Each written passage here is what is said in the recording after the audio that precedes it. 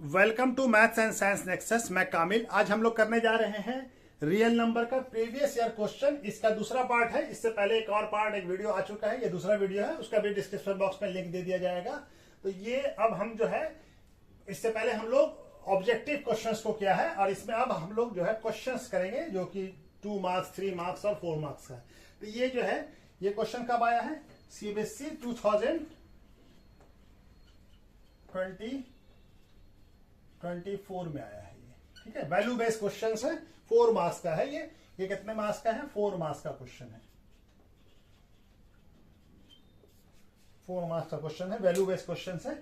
ठीक है, तो ये क्या कह रहा है? Teaching mathematics through the activity is a powerful approach and enhance student understanding and engagement. ये बता रहा है कि मैथमेटिक्स को टीचिंग करना एक्टिविटी के थ्रू अंडरस्टैंडिंग जो है स्टूडेंट का बहुत बढ़ जाता है और एंगेजमेंट भी बढ़ जाता है। Keeping this mind Mrs Mukta plan a prime number game for class 5 students के लिए। She announce number 2 in her class and ask.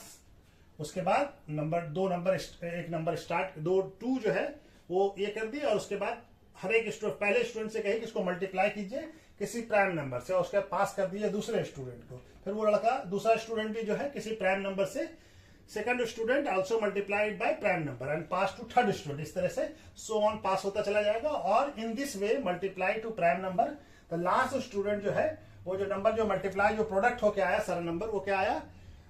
173250। ठीक है, ये नंबर आया हमारा।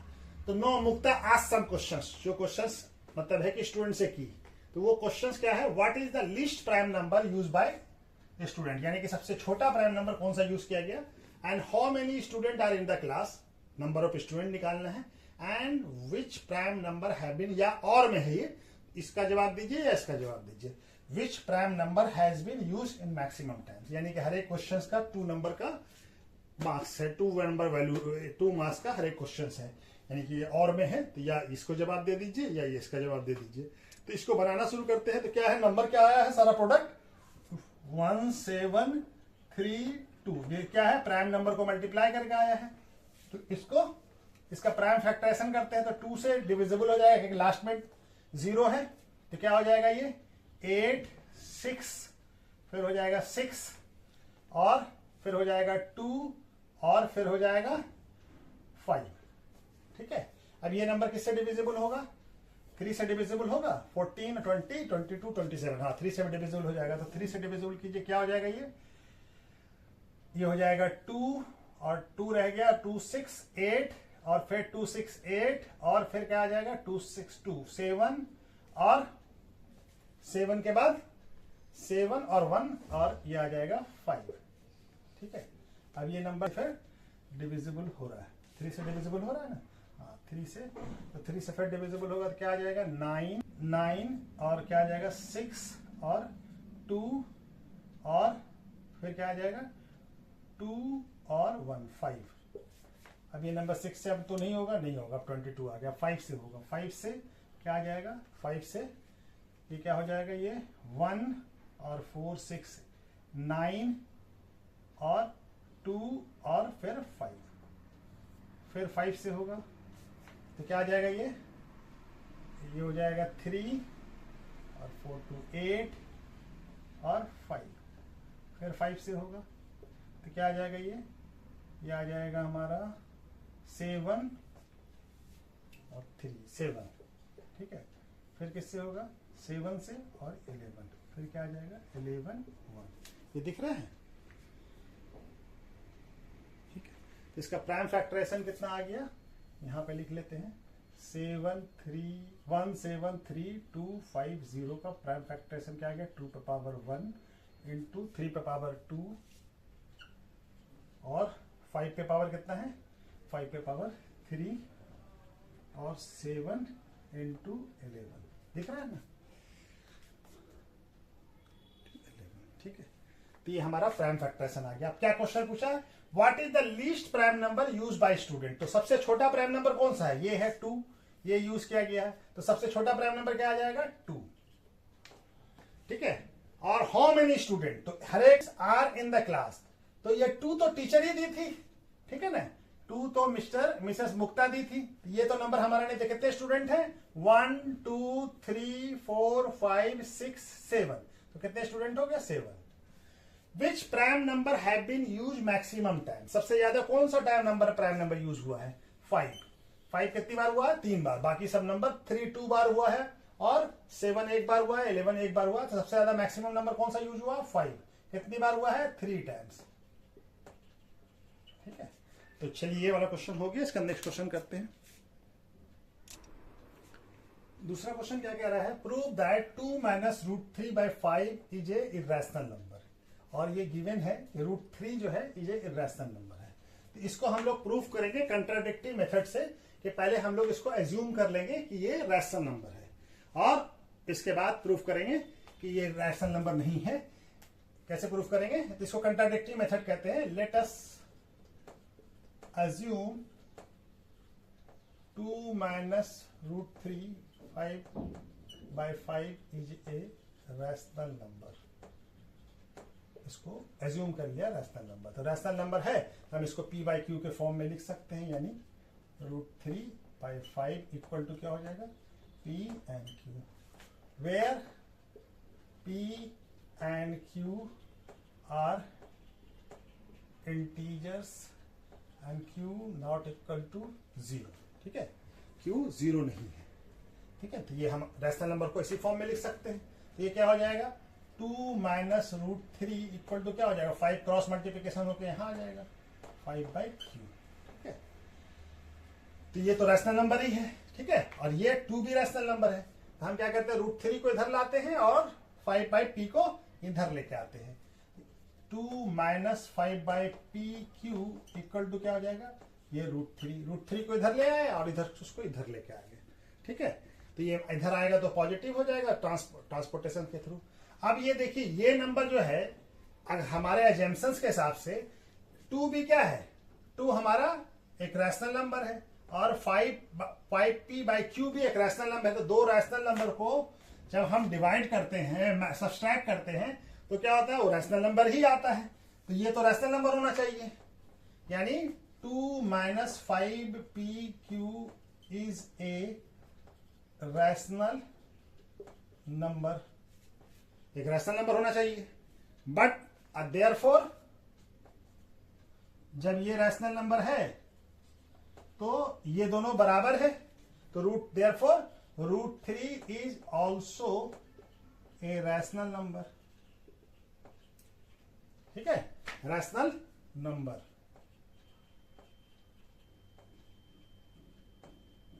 ठीक है, अगर ये रैशनल नंबर है तो √3 भी रैशनल नंबर होना चाहिए, क्योंकि ये दोनों बराबर है।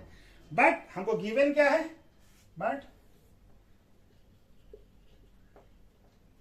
But in question it is given that √3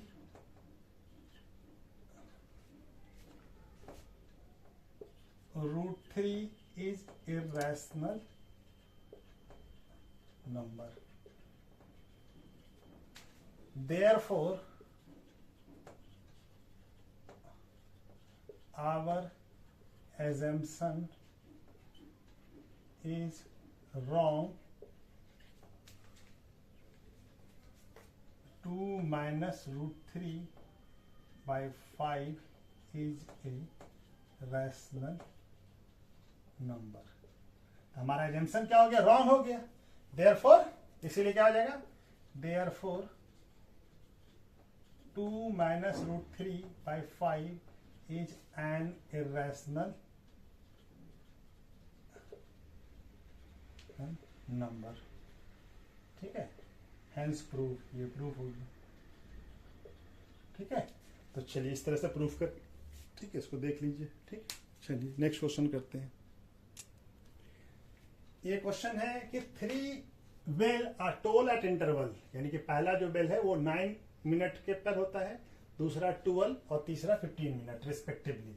if they start tolling together, यानी कि तीनों जो बेल है एक साथ ही टोलिंग किया है। ठीक है, after what time they next toll together, माने फिर तीनों एक साथ कब टोल करेगा। ये 2 मार्क्स का क्वेश्चन है और ये CBSE 2020-24 में आया है।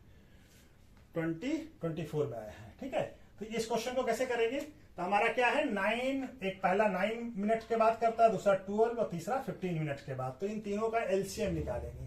तो 9 का फैक्टराइजेशन क्या होगा 3 पे पावर 2 और 12 का फैक्टराइजेशन क्या होगा 2 पे पावर 2 इंटू 3 और 15 का क्या होगा 3 इंटू 5। तो 3 पे पावर कितना है मैक्सिमम, एलसीएम क्या हो जाएगा, एलसीएम ऑफ 9, 12 एंड 15 क्या आ जाएगा। 3 पे मैक्सिमम पावर कितना है, 2 पे पावर पहले फिर 2 पे पावर 2 और 3 पे पावर मैक्सिमम 2 और क्या बच गया उसके बाद 5। तो एलसीएम क्या आ जाएगा 4 इंटू 9 इंटू 5 क्या आ जाएगा 180। तो 180 मिनट के बाद ये जो है फिर टोलिंग करेंगे एक साथ। तो 180 मिनट्स कितना होता है, इसको अगर आप आवर्स में कन्वर्ट कर लें तो 180 को 60 से डिवाइड कर दीजिए तो आ जाएगा आवर्स, कहेगी एक आवर्स में 60 मिनट्स होता है। तो ये क्या आ जाएगा, ये आ जाएगा 3 आवर्स के बाद।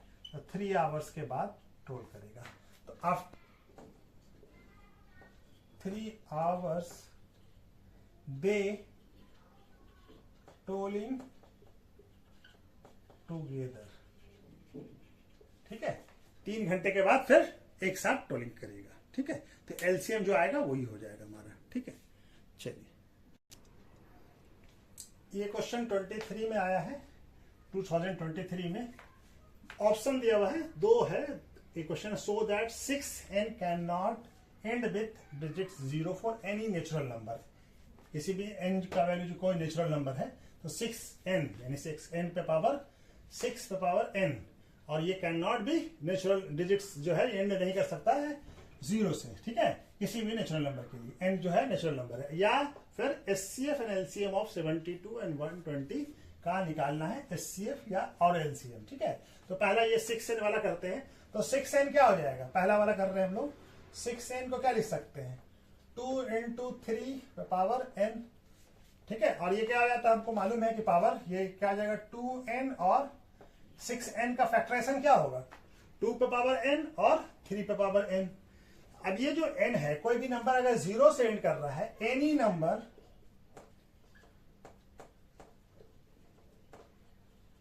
एंड विथ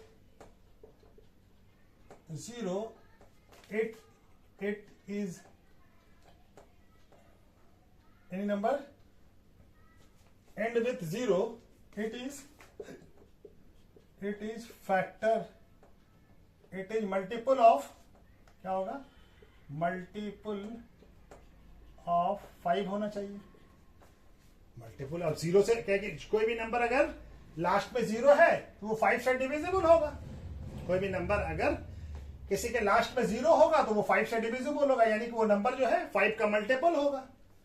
तो यहां पे तो 5 कोई फैक्टर है नहीं, यानी उस नंबर का it means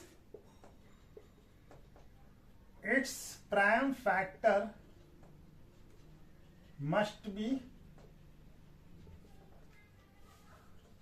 5, but in 6n square the prime factor is only 2 and 3, therefore 6n cannot end with digits 0। 0 हो नहीं सकता है, क्योंकि 0 होने के लिए क्या होगा, कोई भी नंबर अगर 0 अगर आखिर में होगा तो उसका फैक्टर जो है उसका एक फैक्टर 5 भी होना चाहिए, क्योंकि 5 से कोई भी नंबर अगर 0 है तो वो 5 से डिविजिबल होता है, तो 5 उसका फैक्टर होना चाहिए। लेकिन ऐसा तो है नहीं, यहाँ पे तो सिर्फ 6n का फैक्टर क्या आ रहा है, या तो 2 या 3 आ रहा है, तो ये नंबर इसी वजह से नहीं होगा। ओनली क्या रहा 2 and 3, therefore 6n cannot be end with 0। अच्छा, दूसरा क्वेश्चन क्या कह रहा है, इसका और वाला पार्ट, तो इसको मिटा देता हूं, उसके बाद बना लेता हूं। ठीक है, तो चलिए इसको मिटा देता हूं। ये पार्ट दूसरा जो है एलसीएम निकालना है 72 का। तो 72 का फैक्टराइजेशन करते हैं 36 2 18 फिर 2 9 3 और 3 1। तो 72 का क्या आ गया 2 पे पावर 2 इंटू नहीं 2 पे पावर कितना है 3, 2 पे पावर 3 और 3 पे पावर 2। उसी तरह से 120 का फैक्टराइजेशन कीजिए तो 260, 230, 215 और 3 और 5 क्या आ जाएगा? 2 पे पावर कितना आ गया? 2 पे पावर 3 इंटू 3 और 5। तो SCF क्या हो जाएगा जो कॉमन है दोनों में? SCF क्या हो जाएगा? 72 और 120 का 2 पे पावर 3 इंटू एक 3 इसमें भी कॉमन है, एक 3 इसमें भी है, तो इसमें 2 3 है लेकिन यहाँ पे एक ही 3 है, ये 3 हो जाएगा। तो क्या आ जाएगा? 2 पे पावर 8 इंटू 3 24। SCF कितना आ गया? 24। LCM क्या होगा? LCM होगा हमारा, LCM क्या हो जाएगा? 72 और 120 का LCM जो पावर मैक्सिमम है तो 2 पे पावर 3 और 3 पे पावर 2 और 5। तो ये क्या आ जाएगा? 2 पे पावर 3 8 और 3 पे पावर 2 9 और ये 5। तो ये कितना हो जाएगा? 360। LCM कितना आ जाएगा? 360। तो LCM आ गया हमारा 360 और SCF कितना आ गया? LCM ये आ गया और SCF ये आ गया। SCF है 24 और LCM है 360। ठीक है, तो चलिए ये वाला क्वेश्चन भी हो गया। Two number are in ratio 2 and 3 and their LCM is 180. What is the SCF of these number? ये क्वेश्चन कब आया है? CBSE 2023 में 2 मार्क्स का क्वेश्चन है। हमारा नंबर क्या है? रेशियो में है, तो 2 नंबर है जिसका रेशियो क्या है? 2:3 और their LCM is 180. What is the SCF? SCF मालूम करना उस नंबर का। तो हम मान लेते हैं let us assume first number तो क्या मान लिया? 2x रेशियो में है, तो सेकंड नंबर को क्या मान लिया? 3x। ठीक है, तो LCM क्या हो जाएगा? 2x और 3x का, तो इसका प्राइम फैक्टराइजेशन और जो कॉमन है ये हो जाएगा। ठीक है, तो इसको ऐसे लिख लेते हैं LCM of 2x and 3x क्या होगा? 2 इंटू 3 इंटू x। ठीक है, और LCM हमको कितना दिया हुआ है? 180। ये हो जाएगा 180 equal to 6x। 2 into 3 into x कितना हो जाएगा? 6x। तो x का वैल्यू कितना आ जाएगा? x हो जाएगा 180/6। कितना आ जाएगा? ये 30। x का वैल्यू क्या आ गया? 30। तो फर्स्ट नंबर क्या आ जाएगा? फर्स्ट नंबर हमारा क्या है?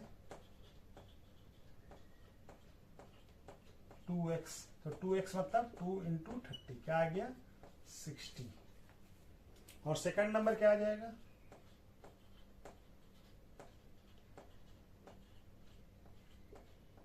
3x क्या आ जाएगा? 3 इंटू 30 क्या आ जाएगा? 90। अब इस दोनों का SCF निकालना है, तो 60 का प्राइम फैक्टराइजेशन करेंगे तो क्या आ जाएगा? 2 इंटू 2 इंटू 3 इंटू 5 ये आएगा ना, और 90 का फैक्टराइजेशन करेंगे तो कितना आएगा? 2 इंटू 3 इंटू 3 इंटू 5 यही आएगा।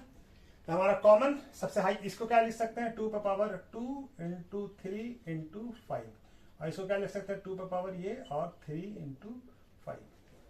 तो हमारा SCF क्या हो जाएगा? 60 और 90 का कॉमन क्या है? 2 में पावर यहाँ 2 है, यहाँ पे 1 है, तो क्या कॉमन हो गया? 2।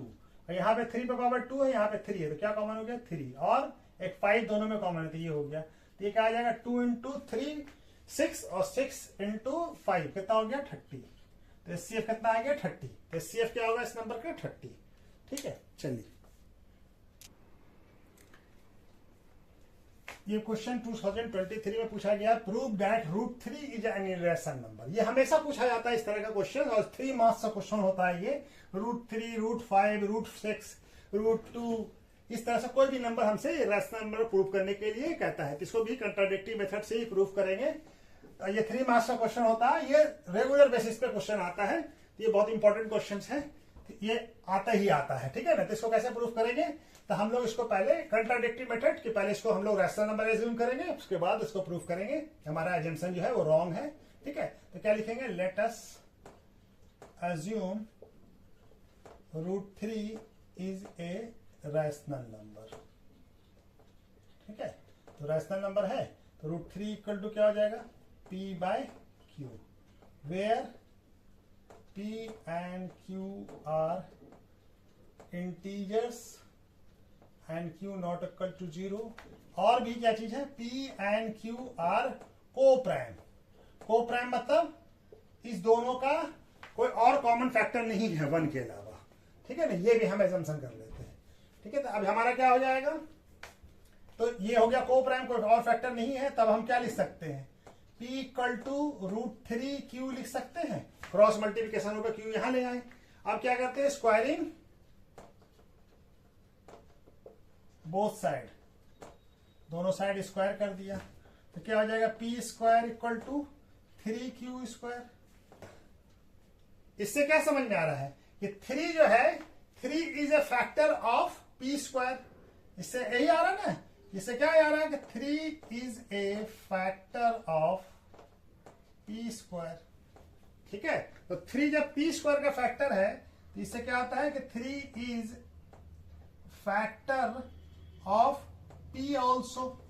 क्योंकि हमारे पास प्रॉपर्टी क्या है कि अगर कोई नंबर A² का फैक्टर है तो वो A का भी फैक्टर होगा। ठीक है ना, ये क्या है, इफ एनी नंबर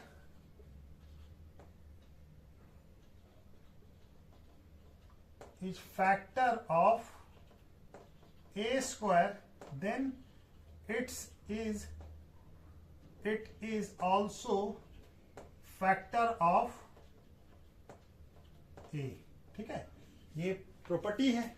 ठीक है ना, तो ये 3 का भी फैक्टर होगा, तो हम लोग 3 को क्या लिख, P को क्या लिख सकते हैं, P इक्वल टू क्या लिख सकते हैं, 3A लिख लेते हैं, वेयर